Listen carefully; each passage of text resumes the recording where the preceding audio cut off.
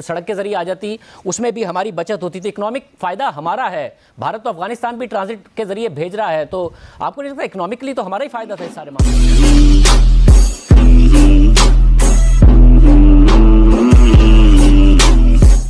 देखिए शाहजेब, कुछ फैसले ऐसे होते हैं वो सिर्फ इकोनॉमिक फैसले नहीं होते, वो स्ट्रेटेजिक फैसले भी होते हैं।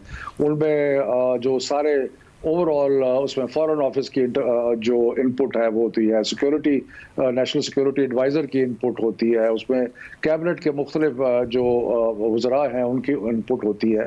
तो और ये जो मामला है इसमें ऑब्वियसली जो अगस्त 5 के एक्शंस हैं कश्मीर में, जिस तरीके से कश्मीरियों पर जुल्म किया जा रहा है, जिस तरीके से वो जो नए कवानीन जो हैं वो पास किए गए हैं, तो ये ऐसी चीज़ें हैं कि जो एक बड़ा संजीदा इस पे एनालिसिस मांगती हैं, इस पे सोचो विचार मांगती हैं। शायद from A point of view of commerce ministry या जो ट्रेड है उनके हिसाब से या इवन फाइनेंस के हिसाब से ये सारी चीज़ें दुरुस्त हैं जो आपने कही हैं लेकिन ये मामला उससे ज़रा बड़ा है और ये इसके लिए जरूरी था कि मुशावरत ये फैसला कर लिया है कि नहीं, हमने तो इस तरह की कोई जो है वो इंपोर्ट नहीं करनी उनसे, और हमने उनसे किसी किस्म की कोई जो है वो चीज उनसे कारोबार नहीं करना।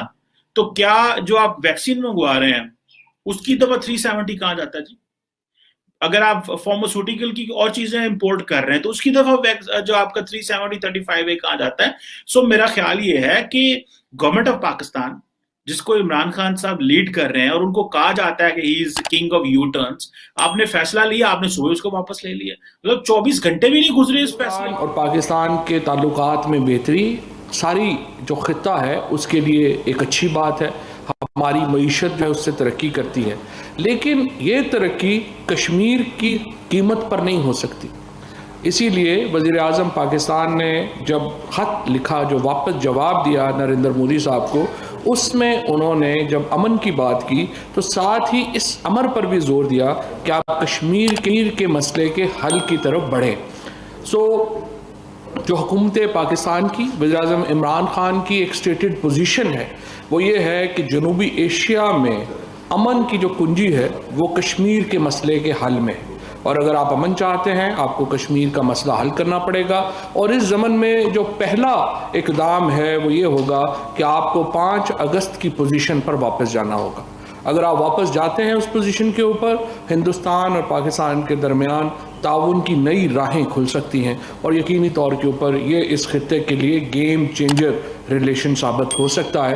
लेकिन ये नहीं हो सकता कि आप भारत के अंदर मुसलमानों को एक दूसरे दर्जे का शहरी समझें, मुसलमानों का कत्लेआम किया जाए, कश्मीर के लोगों को उनके हकूक़ ना दें, और हम ये समझें कि इस सब के बावजूद हम और हिंदुस्तान हंसी खुशी रह सकते हैं। ऐसा मुमकिन नहीं है।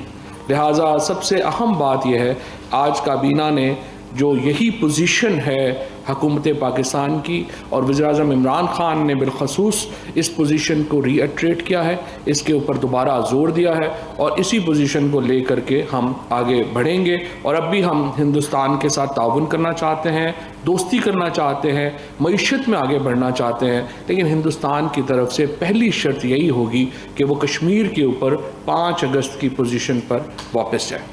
आज मैं वाकई इस बात पे कन्विंस हो गया हूँ कि खान साहब जो है वो he is the king of you turns. और आज जो बड़ा यू टर्न लिया उन्होंने वो ये कहा है कि जी पाकिस्तान की कैबिनेट ने ये फैसला किया है कि हम भारत से शुगर और कॉटन जो है वो नहीं इंपोर्ट करेंगे। अच्छा, मजे की बात यह है कि कल जो हमारे फाइनेंस मिनिस्टर है उनका पहला दिन था, फाइनेंस मिनिस्टर हमाद असर का पहला दिन था, और उन्होंने ये कहा कि जो कैबिनेट की जो इकोनॉमिक कोऑर्डिनेशन कमेटी है उसमें ये फैसला हुआ कि जो है भारत से 5 लाख टन शुगर आएगी और इसी तरह कॉटन भी आएगी।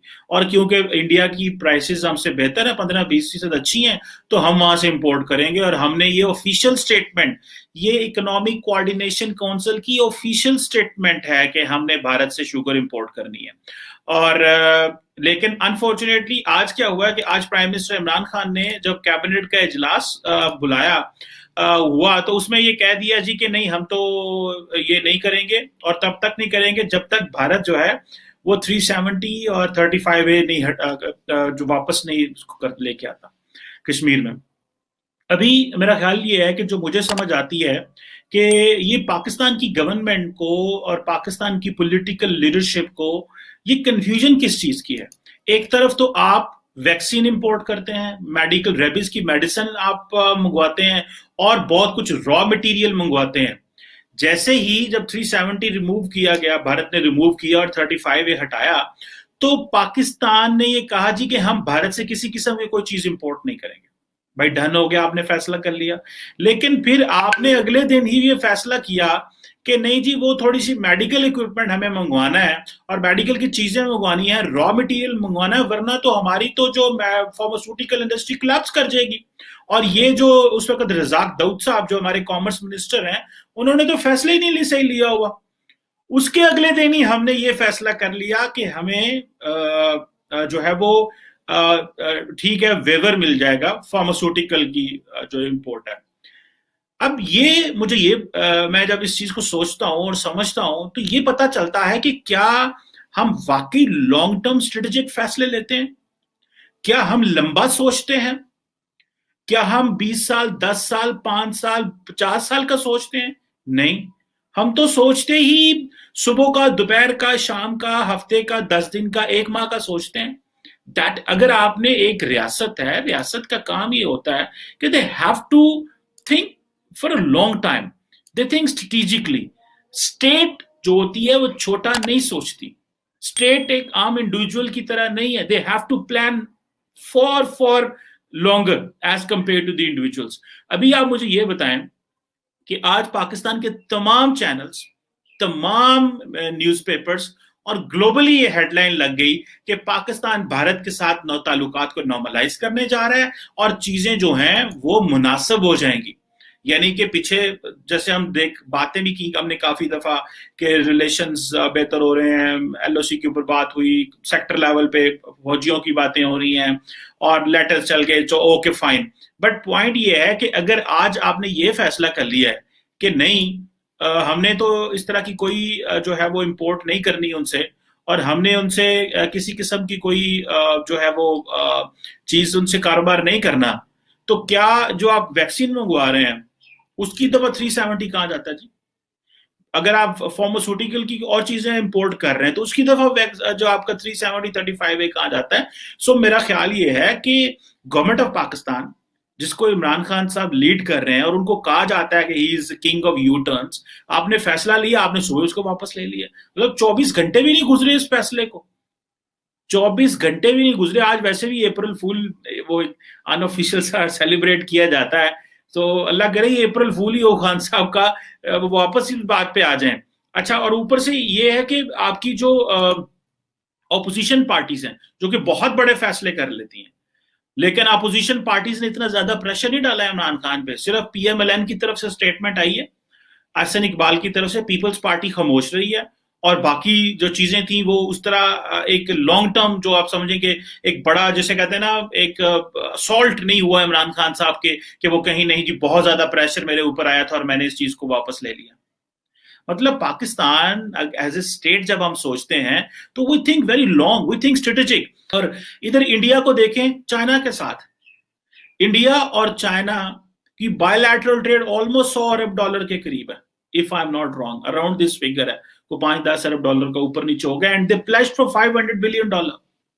तो अब ये आप देखें कि क्या दुनिया में कोई ऐसा मुल्क होगा जो इतना शॉर्ट टर्म सोचता है? इतना शॉर्ट टर्म कौन सोचता है? ये सिर्फ और सिर्फ हम अपनी ईगो में आके, सबसे पहले और जो सबसे प्राइमरी चीज किसी मुल्क के लिए होती है वो ये होता है कि उसकी जो अवाम है उसको वो रोजगार मिले, उसको डेवलपमेंट मिले, उसकी अवाम की ग्रोथ हो। हमें इस चीज का पता है कि कश्मीर हमारे लिए बहुत इंपॉर्टेंट नेशनल सिक्योरिटी इशू है, लेकिन अब आपने 22 करोड़ लोगों को होस्टेज तो नहीं बना के रख देना। और अगर हमने होस्टेज बना के रख देना है, या तो फिर पक्का पक्का पूरा फैसला करें ना, डिप्लोमेटिक टाइज भी बंद करें, सफारत खाने भी बंद करें, आना जाना भी हर किस्म का बंद करें, ना लेटर लें, ना लेटर वसूल करें, ना लेटर बेचें, और ना ही ये इक्विपमेंट जो है वो किसी किस्म का मेडिकल और जो बाकी हल्की फुल्की ट्रेड चल रही है वो भी करें। तो फिर हमें पता चलेगा भाई देखिए हमने ताल्लुक तोड़ा है। तो जब हमने ताल्लुक तोड़ा ही नहीं है, एक चीज के लिए ताल्लुक तोड़ा हुआ है, दूसरी के लिए जोड़ा हुआ। कॉटन नहीं इंपोर्ट करनी, हाँ जी फार्मास्यूटिकल इंपोर्ट कर लेना। तो ये तो आपको ये बहुत सारे लोग कहते हैं कि भाई ये हमें जो तर्ज हुकूमत है, इस तर्ज हुकूमत को ठीक करना है।